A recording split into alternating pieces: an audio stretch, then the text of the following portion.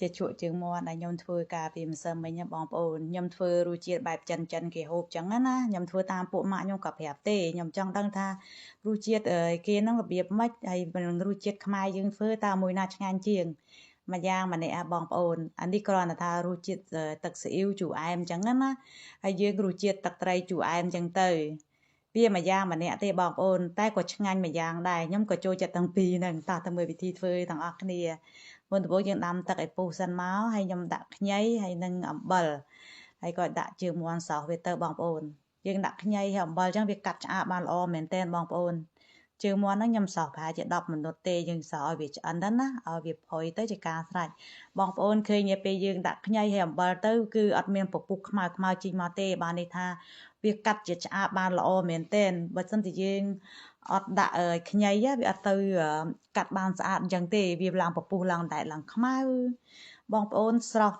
មិនថាជើងមាន់មិនថាឆ្អឹងមាន់មិនថាឆ្អឹងជ្រូកឆ្អឹងគោទេបងប្អូនដាក់ខ្ញីជប់មកដុំចូលទៅគឺវាកាត់ឆ្អាបបានល្អមែនទែនបងប្អូនឃើញចិនគេតែងតែដាក់ខ្ញីសោះឆ្អឹងដល់អញ្ចឹងវាអត់ទៅឆ្អាបណាខ្ញុំសោះជើងមាន់នេះប្រហែលជា10 минутហើយខ្ញុំចុចមើលទៅវាផុយយើងក៏ស្រង់វាឡើងមកហើយវាយើងក៏ទៅធ្វើ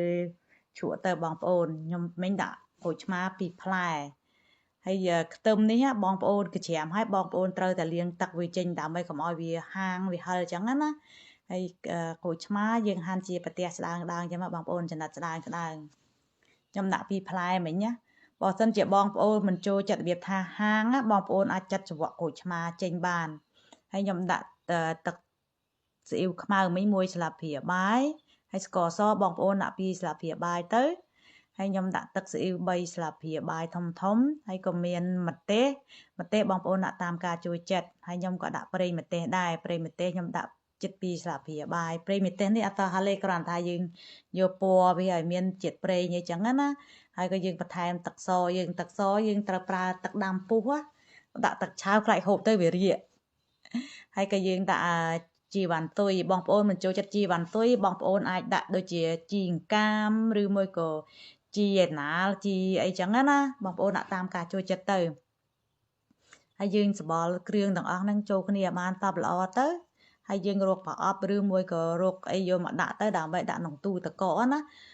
បងប្អូន